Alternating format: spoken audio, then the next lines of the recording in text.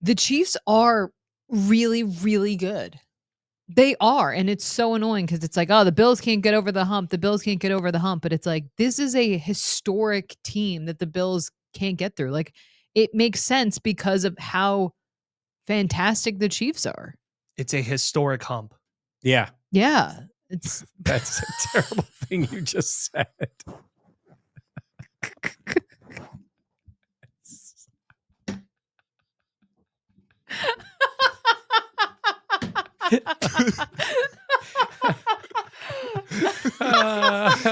There's the open. Oh my God. You said it so dramatically too.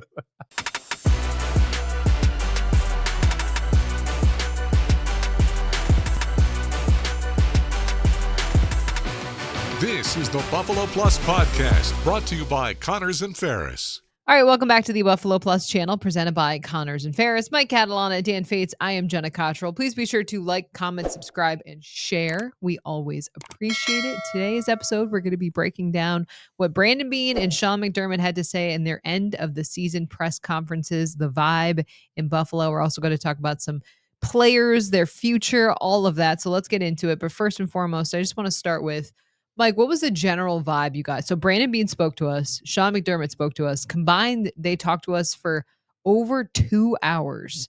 We got in a lot of questions, but let's first start with Beane because he talked first. Felt like a travel trip with Catalana. Well, this was...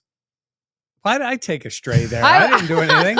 You knew it was coming. You knew it was coming. No, what I was going to say is there was a lot of questions because, especially with Brandon Beane, we don't speak to him. He speaks more than a lot of general managers. But we don't speak to him as often, and it's a continuation of the game. But in this case, because they play the Chiefs all the time, and the season ends with the Chiefs all the time, it became a continuation of the narrative of beating the Chiefs. So, listen, I think they were pretty good. I think Sean was pretty. When I say, would you say relaxed? Postseason comfortable. He's already spoken. This is the third time since the game that he has spoken. I think it's important to note, like, comfortable, but not like, oh, whatever. Right. Like he was comfortable in that environment. Yes. And then Brandon, I will give him this, man. When he goes up there to talk, and Derek Boyko, who runs the media relations for him, is like, hey guys, you got all day. He's here. He will give us all day. Yeah. And some people wanted to take all day. But I thought they were both good, a little defensive at times. I would say more Brandon than Sean on the defensive side. And because it's more bigger picture stuff, but I enjoyed it. Yeah, I think you make a good point because, like, as soon as Sean got done, I felt like they were two totally different vibes. And you were like, well, not really. And you made the point, I think, was the fact of, well, Sean had already talked about the game and he had kind of processed it. And yes. It's a lot now more, not to say that Sean's work is done, but now this is really kind of Brandon's season. So I thought Brandon at times was a little bit defensive. I also respected it because we're not in the building. So I think some narratives, I feel like he had to do a lot of the narrative talk.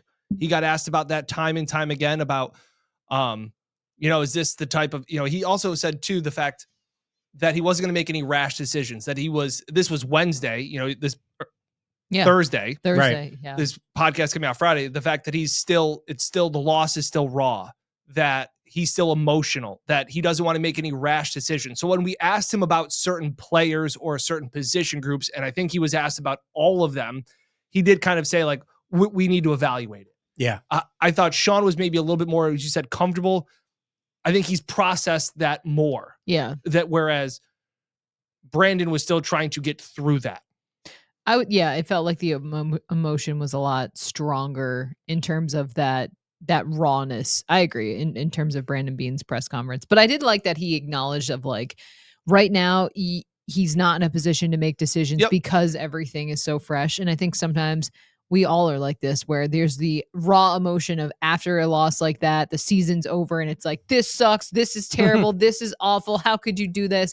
And sometimes when you take a step back and you breathe, you're like, okay, how is this team going to move forward? What are the decisions they need to make? That's not to say they don't have challenging decisions and big decisions to make, but at the same point, it is important to takes some of the emotion out of it. I think people have to realize too, Sean McDermott as a head coach makes just hundreds of decisions that you see every week. Mhm. Yes. Right? So he's going to get criticized. And if we said there are 100 people out there calling for somebody's job, you guys included, and even media members, 98 of them are saying Sean McDermott, 2 are saying Brandon Beane. Yeah. That's the reality of the way it is. It is agree with that. nonstop. Get rid of McDermott. This step. Oh, you're not going to question that. Really? I don't think it's that severe anymore. 97-3? No. What would you put it at? 70-30. Oh, not even close. I really don't. Yeah, I feel like it's. The drumbeat about Sean McDermott is constant. 100%. I think people are starting. Well, no, it's not 100%. It's less than that. I said it was. I think people are starting to see when Dalton Kincaid, who's a first-round pick that you traded up for, drops a pass that you need a first-round pick to make. Yeah. When they say Kaiir Elum, Bless bless his heart. He's a nice person. Is out there not playing well at all, and you traded up for him. When you're seeing that Keon Coleman, the guy that you drafted and were happy with and you thought could make a difference, was a non-factor in that game, while the guy that you handed to the Chiefs was the third best player on the entire field, third or fourth best player. I think there was starting to be a little bit of that. Hey, Josh is throwing to Mac Hollins on clutch big third downs. Yeah. That's not Sean. That's not Joe Brady. That's not Josh. You're making good points. I think, know. but I think it's in part that the fan base is seeing this more. Majority, by far. Yes, but the fan base is seeing some of these things. And listen, if I'm Brandon Beane, it's a little bit of like, you draft the guy, you hand him over to the coaching staff. Mhm. Sometimes it's on the feet of the coaching staff. Yep. They don't do a good job with some players. It doesn't click, and it clicks somewhere else. Mhm. Like, I gave you this guy, I expected more out of him. And sometimes the guy can't play or can't play for you, and it's the wrong pick. Yep. And that's where I feel like if you're Beane, you do lose a little control once you make the pick. Sure. Right? And then you're sitting there going, at some point, and he's right, at some point, Kincaid could really excel. At some point, Keon could get it. All those things are still out there. Maybe not as much for Kaiir because we've seen enough. Yeah. But at the same time, that's where I always feel, and when I say this defensiveness, it's the guys he picked, the roster he put together that's done pretty damn well. But some of these high picks, you're expecting more, and it hasn't happened. I feel like now more people are putting their attention on Beane, but Yes. that being said, the overall general criticism that I hear is on McDermott. Absolutely. But especially in a year that was seen as, in Beane's words, a transition. And this roster was torn back, and they lost leaders, and they lost captains, and they lost some talent. There's no question about that. You saw that Sean was still able to put together, with what Brandon got him, 13 plus wins. I thought this was Sean's best coaching job of his career. I thought it was great. Diana Rossini has a podcast she does with Chase Daniel, and there was the cutaway, the short video, and Diana Rossini asked the question. She goes, so do you think it's time in Buffalo for them to move on from Sean McDermott? And they cut to Chase Daniel, and he goes, haha, what? Like, is that a real question? And Diana's like, yeah, people are saying it. And he's like, I think this was Sean's best coaching job of his career, which I agree with. But she goes, oh, I guess that says all that you need to know about your answer. And he's like, he doesn't see it. And so I guess part of that, and I hope as the wound heals a little bit more, you can start to accept the season that it was, because it's still. Well, what stage of grief Right. are people at? Because you know what? And you hear some of the same buzzwords maybe over and over again. It sucks was the one that kept coming up. Like, it sucks. It wasn't, and Beane made a good point to say too, of in 2020, they were happy to be there. Yeah. In the AFC Championship game. That wasn't the case this year. And so I think that's part of it. I still think they were ahead of this soft rebuild, this transition, whatever you wanted to call it. And I think Sean gets a ton of credit with 2 first-year coordinators. You can see that there's a bright pieces in place. Yeah, I agree. But still, the narrative is out there that this team cannot get over the hump. Yeah. And that's why I was going to say, that is the narrative, because once you're in that game, they were so close. Like, if you lose this game by 10 points and you weren't really in it, you would be like, they're just not good enough. And then, or they didn't excel. Or if you lost to the Ravens, or you struggled with the Broncos and lost to the Ravens, it'd be a different thing. Yeah. They hammered the Broncos and they beat the Ravens. Yep. And so they got to this game and they were right there. But it is the same feeling, like it's a little bit of, I think we've been critical at times we've kind of cringed when Beane has said, we haven't gotten run out of the gym. We haven't gotten run out of the gym. These last 2 playoff games that they have lost to the Chiefs are as close as you can play them. And I know we want to get into that a little bit, but I want to play Brandon Beane's soundbite about, he was asked about, how do you find a way to get over the hump? And you start to see, well, you can just hear it. Because what I said, you also have to give credit to the team. The Kansas City Chiefs, give them credit. The entire league is chasing them, okay? And we're right there. I don't know what else you expect to do. I mean, other than if you think we should blow the roster up or strip it down, that is not how I see this. This is not a team that's got a bunch of 33-year-olds to 34-year-olds that you just need to reset. Maybe some areas, or maybe a position, or maybe a player here or there. But, like, this team did a lot of really good things this season. And when you look holistically at what we've done year after year after year, I think a lot of people would sign up for that. Is it what we want, the final result? No. But I've heard it told to me by multiple people that have been in this league longer than I have, keep kicking the door, and you're going to knock it down. And that is my mentality. That is our mentality. We are not giving in. We're not. We're frustrated. We want to win. All that's doing is making our chip bigger.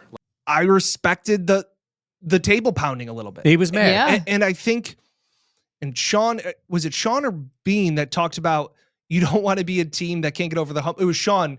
And they took subtle jabs at the Bengals. That's the Bengals. Now the Bengals beat the Bills. Because he goes, right. There are teams that you say they can't get over the hump, and then they disappear. He goes, because they had one good season. He goes, they're just there, and then they disappear. He goes, what's the narrative on those teams? Because you don't hear from them again.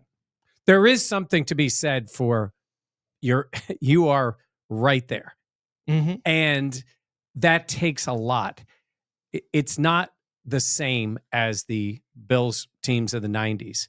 But what is so incredibly impressive about them was their fighting through everything and persevering and pissing people off that they kept going back. So this team has some of that. They just haven't reached the level they need to. That was a team that made it all the way to the last game. This team would be thrilled to get to that last game. But yeah, it is, because they are, obviously, it's pretty clearly, they are the second team in the AFC. I think they're better than the Ravens. They've beaten them twice in the playoffs. They may be the second best team in the NFL. They might be. Yeah.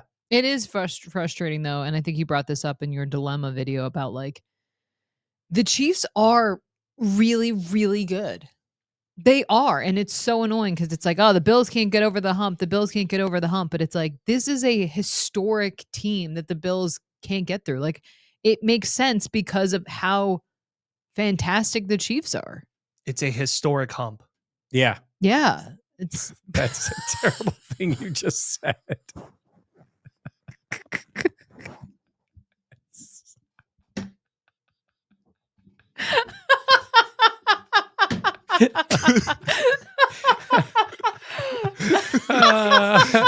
There's the open.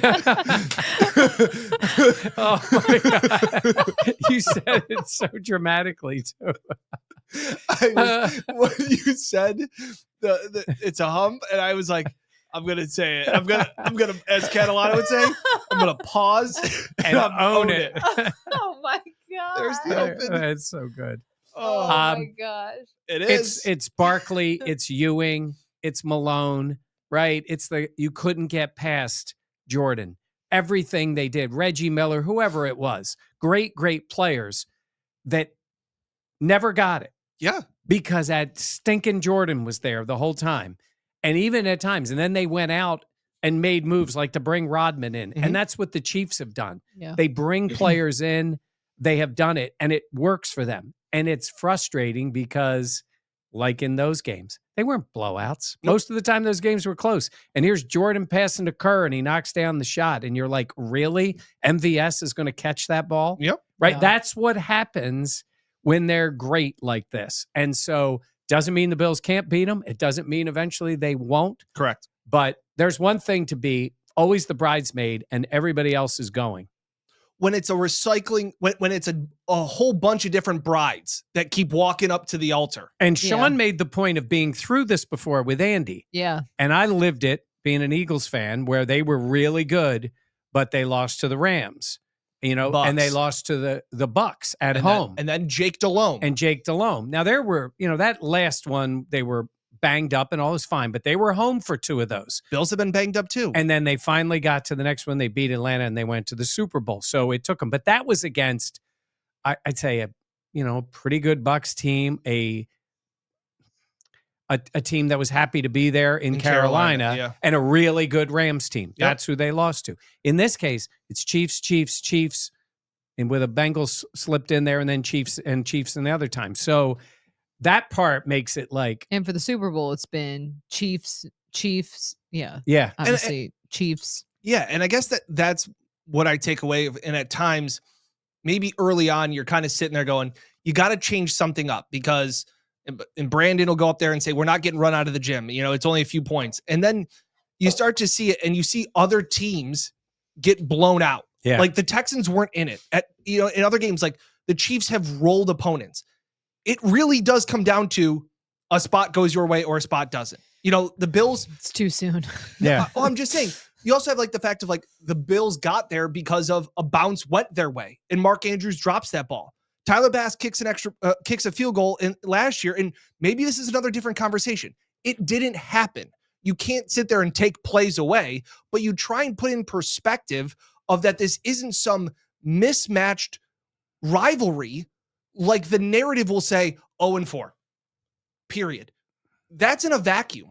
There needs to be more perspective into this when you zoom out. And I thought that's what I thought Sean did a really good job at, and being maybe a little bit more aggressively saying, if we keep knocking on the door. And we don't blow it up. Like you're not blowing this up. Hey, the plus of what they went through last year makes them a better team going forward. They got younger. Yes. They got rid of some older players. Yeah. There's a few more that need to go out the door.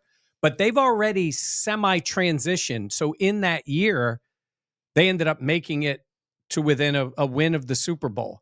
And then they go forward from that point. But I agree with you. You can't parse 4-0 for the Chiefs. They've won all those games. But if you don't think, who else thinks these teams are really, really close? The Kansas City Chiefs. Yes. They absolutely believe the Bills are their rival. Mm-hmm. And the Bills are a very worthy rival. They have been pushed to the limit in these 3 games, won them all. Congrats to them. They're great.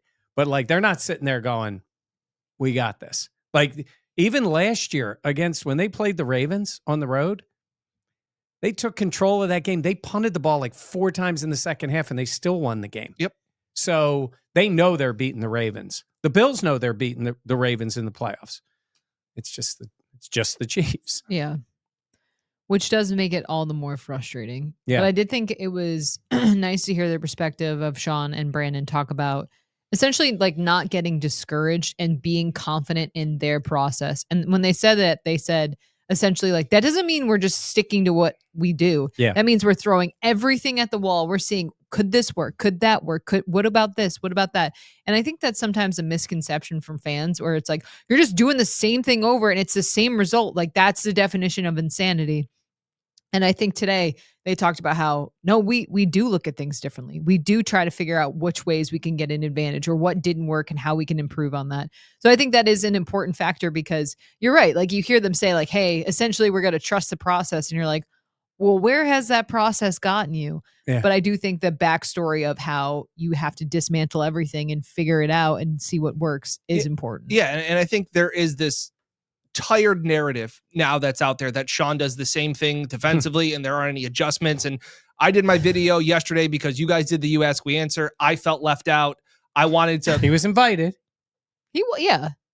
Again, No. That's just a side joke. Like it was my day off. Jenna worked on her day off to do the video with you because Jenna's a hard worker, and I was being took lazy. Yesterday off. Yeah, it was her birthday. Shout out Jenna. Happy birthday. Yes. Shout out my mom. Yeah. So, not your dad? Whatever. But I looked at that and I said, "No, I love you, Dad." I said when I looked at that game, and because again, I understand, and I said in the video, just that you want to have somebody to blame. And no Bills fan has a Sean McDermott jersey, and no fan shows up to the stadium saying, I love the process and Sean McDermott. Like, that's not what happened. So you want to find something. So it's natural. I understand the impulse and the pain of somebody I have to blame. It's Sean. Sean's doing the same thing on defense. It's not working. Well, it was always this thought that Sean plays this soft zone and just gives up all of these things underneath. Against Lamar Jackson in the Ravens, they blitzed more than they had all season long. They pressured him 48% of the snaps, and that was something they hadn't seen before. Against the Chiefs, they played man more than they had all season long. It's not that Sean is just sitting there going, it's my way, it's going to work this time. He's adapted. That's part of what gives me confidence and why I believe that this was Sean McDermott's best season as a coach, because of the adjustments that he's making, that he's not just resting on what has gotten him here. Yeah. He's trying stuff that's new. Unfortunately, when you play man, Kaiir Elum has to play man because Christian Benford's out. Hurt. Yeah. I saw that when they went for 2 the first time after the penalty, where I was like, okay, I feel like this is a spot in the game where Sean was getting more maybe aggressive than I would have expected in years past. Now, did that work out in their favor? Obviously, we know how the game ended, but you're right. I don't think Sean has evolved so much. And who asked? It was a great question of like, could Sean McDermott in 2017 coach this team on 2024 up in the way that he had? And he essentially said like, no, like I had to evolve. Yeah. Too. And look at the offense. And if you don't believe, Sean McDermott gets grief for being too influential in the offense. This is what he wanted in the offense. He wanted a more physical offense that can run the ball. And what did you get out of him? 30-plus touchdowns on both sides. Josh Allen playing at an MVP level. And this team finding a running back that is a true weapon for the team. And then you look to the defensive side. The defensive side, to me, lacks overall talent. They lack dudes. They lack them. And you can say what you want, but when this offense took the field on Sunday, they went out there on the field with the entire starting unit, right? Everybody was playing. Yep. The defense was without Taylor Rapp. Taylor Rapp, and ended up being Christian Benford in a game that it came down to a drive, a play, whatever it was. It wasn't like they got blown out. It wasn't like it was the Baltimore game and they were never in it. So sometimes I think the place personnel-wise where they need the most help is certainly on defense. Yep. I don't think there's any question. I want to agree because I look at the lack of impactful players on defense. And then I take a second and I go, he's throwing to Mac Hollins on 3rd down. Give Josh everything, because the last 2 times, say what you want about the defense. And I know that's been a topic of the defense hasn't played well in postseason. And I agree. And Patrick Mahomes has had some of his best games against the Bills in the postseason. You know who else he's had really good games against? A lot of defenses. Yeah. Because he's Patrick Mahomes and you have Andy Reid. But I go back to and I go, you've had the ball late in the game, down 3. And I understand your defense. Oh, they didn't do this. They couldn't get a stop in the first half. Well, they recovered a fumble, forced the turnover.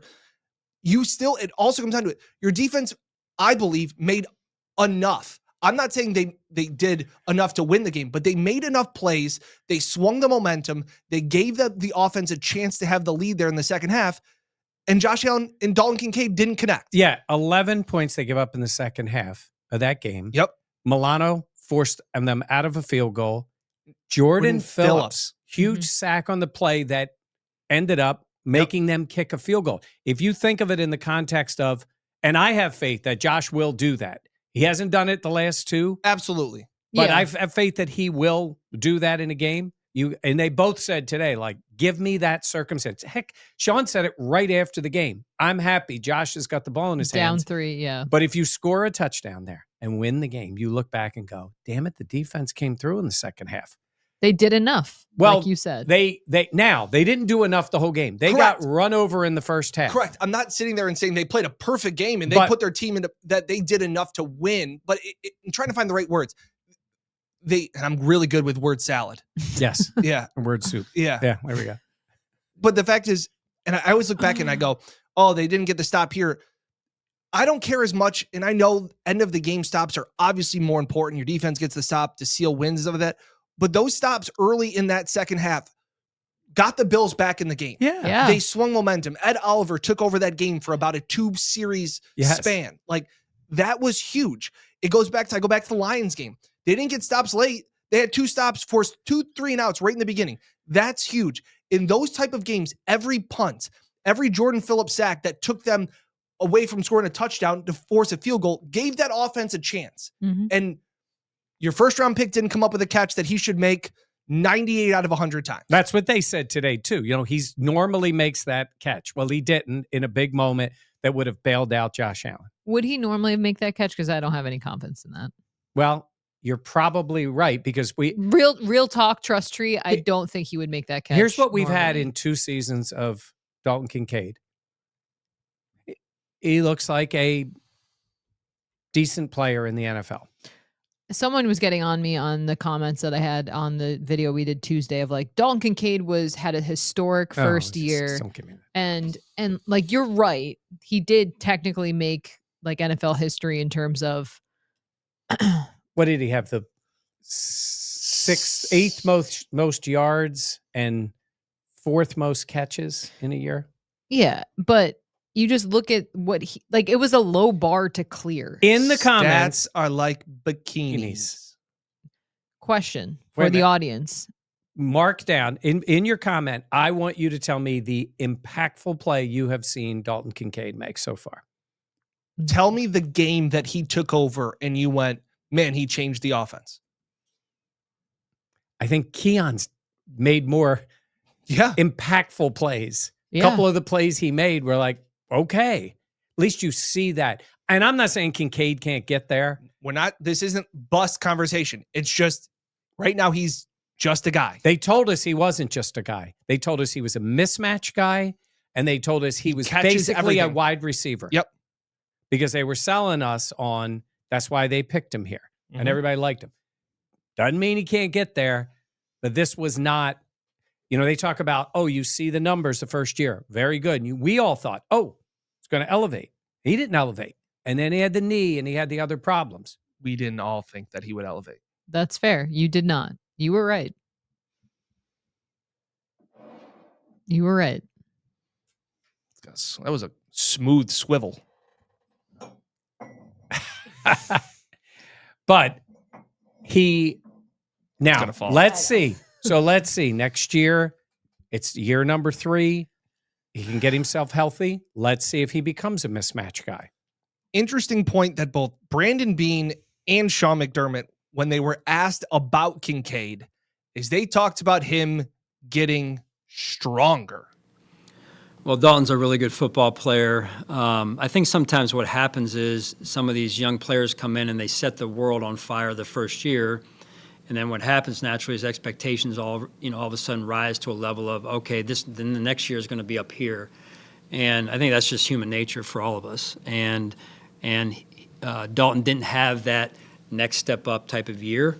Some of it was he missed some games due to injury. Then he came back and was trying to play through some of it.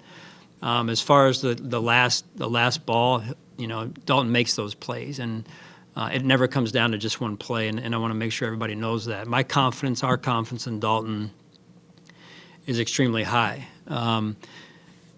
He knows, and we know that he has to get to a level of health and playing strength, so that he can remain healthy through the course of a full season.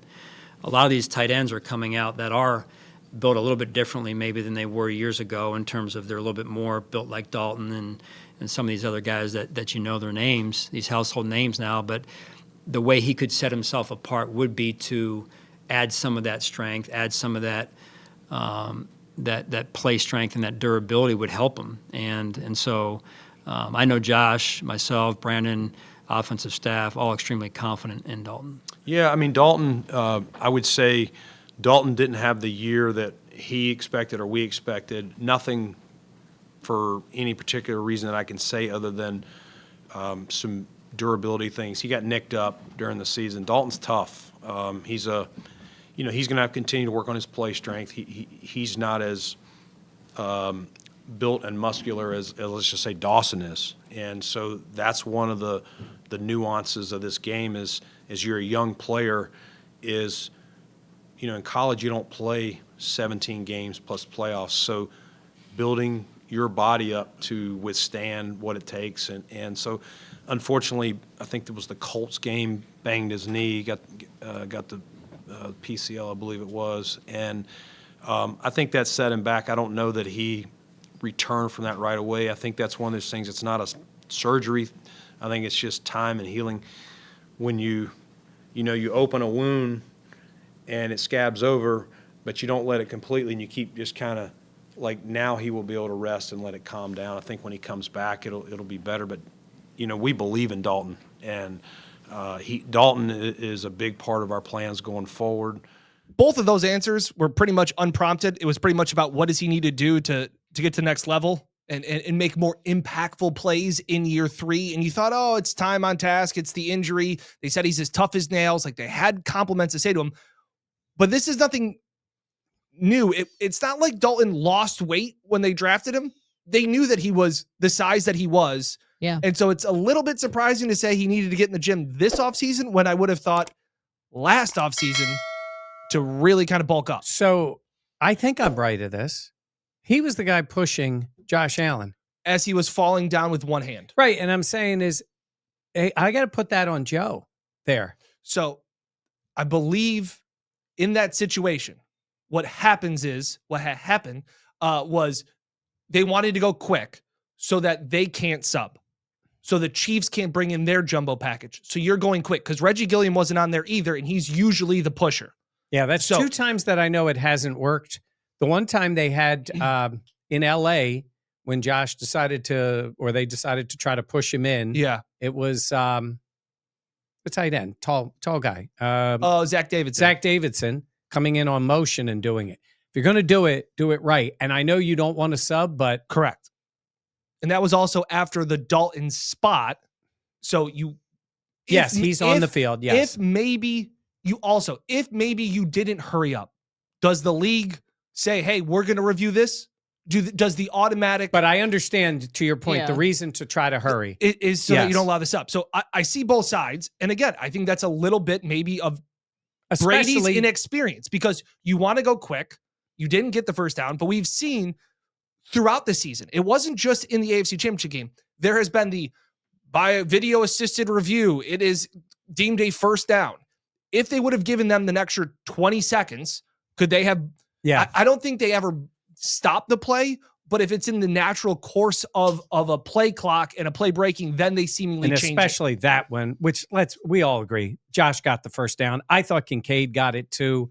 So whatever the case was, but it was on the line basically. Yep. So it was kind of an easy one for them to see on the replay, but you had a smaller guy in James Cook, I think, and Kincaid trying to push him. So I looked up the draft profile for Kincaid. He lacks the play strength and technique to work in line. He will need to acclimate to a more physical / athletic brand of coverage. Yeah. That's what he has shown. But I'm saying you would expect for him now going into his 3rd season. That was already identified when you were going to be drafting him. And yet, why are we now going into year 3 of he needs to? Yeah. Let me finish my point. Yeah. How he's going into year 3, and that is now. Oh, we need to add this. Why wasn't that already a part of his offseason? You are exactly right. What I was going to add to that is if he was killing it in the passing game, correct, nobody would give a shit about the other stuff. Absolutely. Well, we know how that works. Yeah. Right. He would just be, I don't care. Gretzky doesn't need to check. Like whatever, yes. Right? Correct. You just go catch the ball. Nobody cares. Sometimes like Travis Kelce's not known as the big blocker. He goes out and catches everything, right? Right. So do that, and then the inline blocking or any other thing or fighting through a tackle or whatever it happens to be would be there. So, and it's not just him. Like they talked about Keon today. What concerned me a little bit is, Keon did have that. He got hit by Poyer, right? Yes. That was the play. Wrist injury. And he got hurt. Yes. And then Sean talked about he's young. And Brandon talked about he's young and coming back and playing through an injury. I get all that. He's got a lot of work to do, or we're going to be sitting here in a year saying the same kind of things you're saying about Kincaid. Yep. Because he has to excel. Yeah. Beane's exact quote was, "I did not see the same player after the injury." He went on and said, "I wish he finished the season stronger." Now, again, he also did say that he is confident in You're talking about Keon here. Keon. Sean echoed the same sentiments of pretty much Beane was saying that he didn't see the physicality after the injury. That can be a young player. He said time and time again, he's 20, 21 years old. A lot of the other first round guys, sometimes they're 24, things like that. So he did talk about that. He did say that one season's not going to define him. Hats off to Alex Brasky asking him if he has buyer's remorse about Xavier Worthy. And he said that pretty much what he said on draft night is that he has to be worried about the Buffalo Bills and what decisions are he making that are best for the Bills. The Chiefs have to worry about what's best for them. I respectfully disagree, but the fact is he says that let's wait 3, 4, 5 years before we actually take a look at both of their careers, which I think is correct. So more time on task for Keon, but he did say it's on him. Like, he's going to need to improve, because otherwise we could be talking about Keon the same way we're talking about Dalton now. Left unsaid. Isn't that what I just said? Anyhow, left unsaid is I wasn't listening. At that draft, Beane was actively trying to get out of the first round to make the pick. Right. Pretty obvious, because everybody always says, well, would you have taken Worthy? You could have taken Keon there. Yeah. They took him, what ended up being what? 33. 33. First, So they traded what? 20. They traded back twice because they traded with the Chiefs and then with Carolina. Yeah. Right. So, but they moved because they were actively trying to get out of the round, less money. It's a 4-year deal, not a 5-year deal, all those things that go with it. So there is a part of that, because I sometimes hear people and then right away they want to say, like, would the Bills have taken Worthy? I don't even know if Worthy would have been the guy you wanted to take. Yeah. Even if the Bills didn't take him, the Chiefs, I keep saying this, the Chiefs were obviously concerned someone else was going to take him. Yeah. And that was another thing that someone was saying in the comments from our video on Tuesday of, like, it was Xavier Worthy's speed didn't hurt the Bills. Like, that wasn't what crushed the Bills. And I'm like, that you're missing the forest through the trees. The fact is that the Bills traded with the Chiefs to allow the Chiefs to get a guy that they thought would fit their system, regardless of speed or whatever. He is a playmaker. And this is how narratives work. And you're right. We need years to figure out if Keon will develop into a player, and maybe Xavier Worthy falls off the map. But in the biggest moment, most recently, that is a guy who is, as you said, one of the best 5 players on the field on Sunday night. And that is why that hurts. And that is why that will be continued to be talked about. You're never getting that one back. No. Like, that game was there for the taking, and they might have had to do something else, but. And did you guys get the impression that if that situation happened again, Beane would do that again? Yes. I did too. And I want to take his phone and block Brett Veach's number. Yes. Yeah. Just don't. I know, don't talk because to them. I get it. Him saying, like, we have to do what's best for the Buffalo Bills. Absolutely. Obviously. But also, the draft does not happen in a vacuum. And so it makes sense when you think about, like, hey, the Bills just have to focus on, but it's like you are facing off, especially against this other team that you have seen so many times in the postseason, the team that has ended your season so many years. Agree with that 100%, Jenna. We were there on draft night. We said it this isn't hindsight being 2020. We said it before Xavier Worthy ever put on a Chiefs helmet. I know when that pick, and there's like, they've made a trade with the Kansas City Chiefs, and I'm just thinking, just make it a defensive tackle, make it something. Oh no, it was a speed, fast wide receiver. Yeah. Yeah. I do respect what Beane and McDermott were saying. Mike, you asked both of them pretty much the question of, how do you evaluate when you go into an off season? Everything that you do, is it based on, are the Chiefs in your mind? Top of mind, I was saying to Beane. Yeah. And I thought that was a great question. And they both, I thought, had good answers. Mm-hmm. You got to focus on the division first. What are our strengths? Where are their strengths so that you can get in the dance? Oh, you know what I just realized, though? I just got a notification from the NFL. The AFC East stinks. They're going to win the division again. Yeah. It's Baltimore more that they're worried about than anybody in the division. Yeah. It's Baltimore.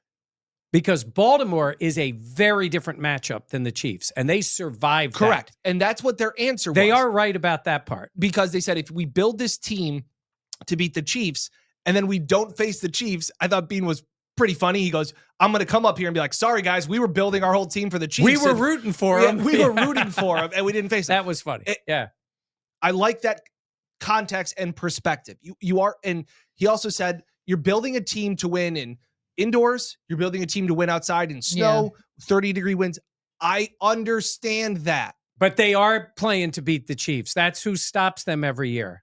For the last decade or 7 years, and I imagine this run will be another 3 at least to make it an even decade, they are the team that you are chasing. They are the door. Championship game every year. They're the guy in front of the door that you can't even get to kick yet. Like, that's where they're talking about. And so that's part of the narrative.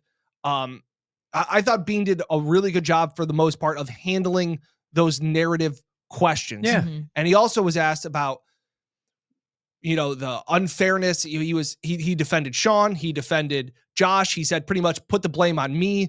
He said he always thinks more about the double bogeys in his round with a golf analogy. Shout out Beane, listens to the pod, obviously. That's it. Thinks more about the double bogeys than the birdies that ruin his good round. I thought he had a good perspective of understanding the noise that goes on around and trying to block it out the best that you can. You just got to ignore that noise. There's always going to be noise. If you don't hold the trophy up, if we'd have lost to the Ravens, if whatever happens, Mark Andrews catches that ball and somehow it gets to overtime and they win the game, that would be the narrative. Like, we got out-coached in that game. You know what I'm saying? Like, if you don't win the game, they're going to say they out-executed you and out-coached you. But no one said last week, because we won by 2 points, no one was saying we got out anything. And I didn't read their narrative. But if you don't win the championship, if you come up short like we did and like we have, that's what people are going to say. Can you guys win the big one? We just have to keep kicking the door down. By the way, when you played golf with him, he had the birdies and you had the double bogeys, right? Yeah. Yeah, I agree with that. You cannot build over one team. But if you were ever going to build to beat one team, this would be the team. Yep. I think both can be true. Yes. You can, but you can keep one eye on the road and one eye you are the queen of that. Because that's usually, the truth is usually in the middle. Though. The truth is usually in the middle. But think about this coaching staff. I got to give them this. To prepare for two very different teams in the Ravens and having to beat them.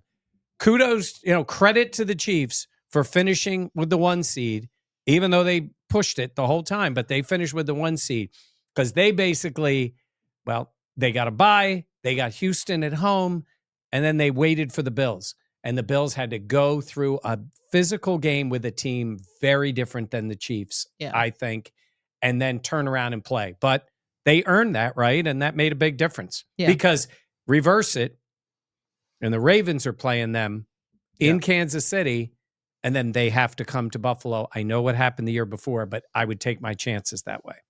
I don't want it to sound like loser talk, and I get it, and maybe it's still too soon. But Mike, you always talk about how the Bills are viewed for their 4 Super Bowl losses as failures. Yeah. And you always say, like, that's a massive accomplishment in itself. Understanding you didn't cross the final river and all of those things. I guess that's a little bit like the Commanders had no chance, got blown out. They knew that they were out of their weight class. Yeah. That's not the Bills. And I know that's so frustrating because you are that close, but you really are. And Sean said it and Brandon said it. And I know it, to me, it's not falling on deaf ears, but like the fact of you're a few plays away. And if a few plays, and again, they were on the right side of a few plays against Baltimore. Yes. They were on the wrong side of a spot and a drop against the Chiefs.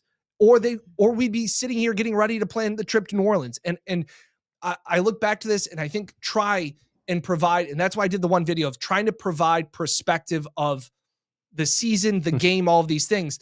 If I would have told you in training camp when we were at Fisher in August and I said, hey, the Bills are going to be down 3 points in the AFC Championship game in Kansas City and Josh is going to have the ball with 3 minutes left. You taking it? Yeah, I'm going to. You're taking that in a heartbeat. So when you talk about those old Bills teams, in the AFC, the Bills were the Chiefs. in the conference. Right. Because Marino couldn't beat him. Elway couldn't beat him. Montana couldn't beat him, right? Dan Marino's career got to a Super Bowl, and then he played the Bills. Now, the games themselves in the regular season, just like these, back and forth a little bit. But when it got to the playoffs, it was the Bills. When they got him at home in the AFC Championship, it was the Bills. Like, they were that team, the gatekeeper of the AFC. It just they lost in the Super Bowl. So that's what happens sometimes. And if you're Marino, you're like, damn, Kelly and Bruce and those guys. They kept Marino in a way from going to multiple Super Bowls because it was the Bills for 4 straight years. Another topic today was about Kaiir Elum. I know a lot of fans were very frustrated by the way he played on Sunday against the Chiefs. And I think that, Dan, they said essentially like how everyone was feeling. Yeah, not great. What did Sean say? It did not go well. Yeah. Which that's about as honest as you're going to hear. Yeah. And I like it when Sean kind of takes you inside the huddle a little bit, saying they went with a quick passing game. We were originally in zone. We could die a slow death by them just kind of short passing all the way down the field on us. So we had to switch to man. And he goes, and Kaiir went in there and it did not go well. What frustrates me, not frustrates me, but it takes us in there when they talk about he prepares, he works, he does all those things. And that's the result you get. Yeah. For a first round pick. That tells me it's not like they're saying the kid's lazy. He's not doing his stuff. Like, he's working at it. And this is the result you get. Yeah. It is a abject failure as a number 1 pick. And do not give me that you replaced him with Benford, because there was no rule that says you wouldn't have had both of, a good pick in the first pick. Oh, okay. Yeah. Yes. When they drafted Benford in the 6th round. So it just doesn't work. I cannot see him being on the roster this year. They cannot trust him in a game. And I know that was the Chiefs, but they can't. So they have to move on from him in this offseason, right? Yeah. It's just a matter of, is it a straight cut or what can you get for it? Yeah. It might be one of those teams you trade. Recycle something. Yeah. You trade to a team that maybe he fits what they like to do more. Yeah. And he starts over without the pressure of being a number 1. It's not like I'm rooting against him. He just goes in the game and the other team points at him and goes, we're going at him. Tough. Yeah. That's tough when everyone on the field knows who's the weakest link. The other guy, and I know you were going to bring him up, is Milano. I think they talk about Matt Milano the way they used to talk about Trey White coming off his injuries. Yeah. Oh, I hate that. We've seen it. They complimented him. They felt bad for him because of the season and the injury that he had to go through. And in the 2-part questions that he was asked about what have you seen out of him and do you see him as your starting will linebacker next season, their answer just stopped. Yeah, they didn't say no or yes. They just kept talking about, again, he is a worker. He's a tough dude. When he was at his best, he was great. But they said a lot of the same things about Trey, and then eventually Trey got cut. Yeah. We were at the combine. Everybody was talking about it, and then they cut him. Yeah. So I don't know for sure if that will happen, but it would have been easy to stand up there and say, Matt is back. Like, we saw a lot from him. We're looking for. They did say he's going to work. Because they said that about Keon and Kincaid. They said that they were excited about the future with Keon, and they said Kincaid would be a big part of the offense moving forward. Right. They didn't say that Milano is going to be a big piece of the defense next season. No. I could see him being back, though, because I just think that Milano's like, I've made money and I want to be here and I don't want to start over. I could also see that. You're right. But the issue with that is he's a starting linebacker on the team. This is when I was saying the difference between he and Von Miller. There is a role to play Von Miller as a situational pass rusher, overpaid. Over Von. I am saying overpaid, but you can get him on the field as a situational pass rusher. If Matt Milano is on the team, he's your starting linebacker. I think he has made plays. But you're talking about having, my issue is, could you think you can remotely trust that he's going to be out there for 14, 15, 16, 17 games? I felt better the last 3 games. I felt better in the postseason than I did all year. I agree. I saw flashes that it's almost like there's not as much. it's weird. There's car accidents. There's accidents on this car, but the tires are fresh because he hasn't played that many snaps over the last few years. So maybe the legs just needed some time to get back, but I don't know how bad the dents are on the outside of the car before it stops running. I'm agreeing with you that in that sense, he still can make plays. I just don't think he is remotely, some of his just freak things. I mean, the arm, when he hurts the biceps on this blocking sled, I'm like, but I just don't think they trust that he can make it through a season.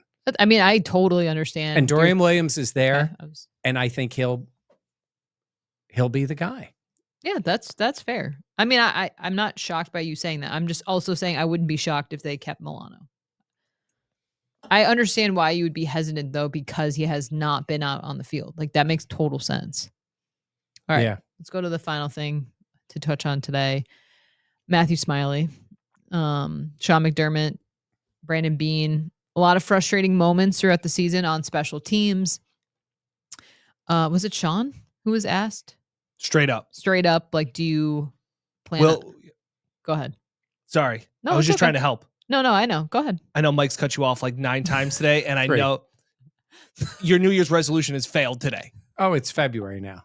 Oh, so it's not. It's also not. It's not, isn't it? Is there 31 days in January? Damn it. It's so close. So I almost made it a month without interrupting Jenna on every sentence. I almost wanted to like, it's okay. It's okay. Mike's on a roll. I lost it a little bit earlier, and I've kind of given up. So yes, so that's why I wanted to help you. I wasn't trying to interrupt you. Seriously. Was asked about his performance and the confidence he has in him, and then the follow-up was, will he be back next season? And Sean said yes. So Matthew Smiley will be back as special teams coordinator.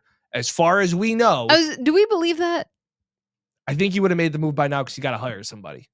I mean, I hear that. I do think that's the type of position you could hire later. later. I don't think you have to immediately go out and get a guy. Here's a guy. If they're not in a position to make a move. But I would say, in fairness to Matthew Smiley, if they were going to move on from him, they would do it now. Because I think that's what the sort of the code of coaches, like if he's not staying, you got to let him go. And isn't there some saying like that on one of those posters, staying and letting them go, or let them leave and they'll come back, or one of those things? It's meant to be. Yes, that's what it is. But in this case, I think you have to be fair to the coach. It's an inspirational poster. Right? Yeah. I think you have to be fair to the coach if he's not part of the team. And he said he was. And I think this would have been the time they would have said something. So I also think it's only been, it hasn't even been a full week yet. I would expect them to do it within this week, but that's a good point. If I'm Sean, I'm not going to be like, I plan on firing him. And he essentially said no, and then was like, keep it moving. It sounded like he was like, you know what, we really believe in him. He had some tough breaks. Like I didn't get that vibe. So that's why I wouldn't be shocked if they moved on from Smiley. And honestly, I think there's been a lot of special teams blunders this season that it wouldn't be something that I would be upset about. 9 guys on the field. Yeah, like there are fake punts. There are many a moment, and then a punt return to put the cherry on the top in the AFC Championship. Yeah, that was rough. Okay, all right. Anything else? No. Yeah, no. But say any final thoughts, Jenna, on end of the season, the way that it's transpired, the vibes from today, because this is kind of the last time we're gonna get Beane and McDermott until Mike and I are at the combine in Indy. Anything that surprised you or that you took away? So covering this team and seeing their season end to the Chiefs so many times in the last couple of years, it feels very discouraging. Like it feels very daunting to go and win against the Chiefs. And I understand why fans feel like that. But I felt refreshed today I think this team, especially Sean, I just have been really impressed by Sean, by his demeanor, by the way he's handled himself, and the response that he's gotten from the team in the season is a reflection of that. That I feel comfortable that this team will be in the right direction. They have had a ton of success. They are still chasing that ultimate goal, but I felt like they can do that. Like sometimes after losses, you're like, I don't know if this team can do it. I don't know if they have what Agreed. it takes. But after today, I was like, you know what? I still have faith that Brandon Beane and Sean McDermott, I'm not saying they're perfect, but I still believe that they are the people that can get this Bills team to where they want to go. Yeah. And I think that's, I mean, I'll shamelessly plug my own video of the dilemma that I put up on Wednesday, but I felt that same way, that like for everybody that is like, oh, McDermott can't stop Mahomes in the playoffs and Spags is so good and outcoached them. It's like Josh was dropped ball away from being in position to possibly take the lead in that game with a minute to go. Yeah. And then the whole narrative's different. I know you can't play those hypothetical games, but trying to provide the perspective. I promise I won't knock the can onto your MacBook. I know. I just get nervous. Promise. You talk with your hands a lot. Yeah. For not being Italian, I really hit it hard with my hands. You're Italian adjacent. Yeah, I'm around Italian a lot. That's very fair. Yeah, I'm in the same boat where I know at times it just feels like it's deja vu all over again and it's another kick in the nuts. But this one, it just felt like, okay. I don't know. I just felt like this was, hey, this is a football game. To me, that game was, we're sitting there on the sidelines and me and the other photographers like, this game's nuts. This game's awesome. This is high level football. And one team had to blink. And unfortunately, Dalton Kincaid blinked. And that's not to say that there aren't changes that need to be made. I want people to understand that. Like, still, you need to do a better job of drafting in the first round, like talent evaluation. You need to figure out how some of the guys that you've already drafted can take that next step. But I'm just saying, for me, I felt like, you know what? This organization has done so much good over the tenure of these two guys that I think that their process has worked. Has it gotten you to the ultimate goal yet? No. But I don't think it's worth throwing everything away because you haven't hit that mark that is literal perfection that teams are chasing, especially when there's been a team that's historically good in your way. So proud of you, Mike. It's 3 minutes. I shut up for 3 minutes. That's got to be a PR. Yes. I was so excited. I was like, and I was thinking of it and I just waited. You know what I was like? What do I say about James Cook, the way he runs? Patient. No, I was patient. You were like a dog with a treat when they're like, they're like, sit. And the dog's like, I did though. And I was like, I'm going to do it. Damn it. I'm going to do it. I wish this, and Jenna was cooking. Oh, I wish she this was. She was just going and going. I wish this was earlier in the pod. I hope somebody stayed all the way to the end to see Mike. I thought his head was going to explode. No, I wish you had a clip of a dog doing that. So the only thing I was going to say is they do need to make some moves. Absolutely. Some substantial moves because there is a danger. It's usually Super Bowl hangover. There is a danger of making it this far. This is far. This is AFC Championship, right? It's a danger of making it there. And in your mind, you want to put yourself right back in that game. Mm-hmm. And it takes so much to go through to get there. And that's why teams that lose the Super Bowl usually struggle the next year. Yep. It's just what happens, right? It's happened all the time. And I think even to make the championship game, but I think a spark, whether it's somebody showing up on offense or defense or a rookie that comes in or whatever it is, you know, you make a big deal for Max Crosby, like whatever it is that they do, please. I look at it and say, you might need that because sometimes it just becomes like, we worked, mm-hmm. and you want so badly to make up for what you did not do. The Lions. Yes. Yeah. Yes. And I think that you look at a bright future with Bobby Babbage. I think you can see the pieces in his kind of leadership. Joe Brady, I think he got a little bit outcoached in that game. Right. I don't think it was his best. I don't think that they displayed everything. They didn't have anything up their sleeve to pull out. Maybe that experience he'll gain that. Yeah, it's that. And that's not to say talent. You need talent. A little more talent. Because you know what the difference is too? There are so many times that we've seen throughout the season that Joe Brady, if a play works, he'll just hit the same button again. Run it again. Run off tackle. Run off tackle. Run off tackle. When the Chiefs lined up on the first touchdown, they lined up in that full house formation and they gave a handoff and they gave it to Hunt. And they got back into that same spot again later in the game. And then everybody went left and Mahomes went right because Reed is setting you up for those plays. Yeah. Joe Brady doesn't have that yet. I think he will, but that's the difference in coaching. Yep. Yeah, I agree. Okay. All right. We exercised the demons, right? Isn't that the saying? Yeah. They're still there. They're playing in the Super Bowl. Yeah. Don't even get me started. Okay. Go Birds. Give me one more. Go Birds. Go Go Birds. Birds. Go Birds. Oh, anyone but. Yeah. Yeah. Okay. All right. For Mike Catalana and Dan Fates, I am Jenna Cottrell. Please be sure to like, comment, subscribe, and share. Of course, we'll continue talking Bills throughout the offseason. That'll do it for us today, though. Thank you so much for watching. We'll catch you next time here on the Buffalo Plus channel, presented by Connors and Ferris. Go Birds!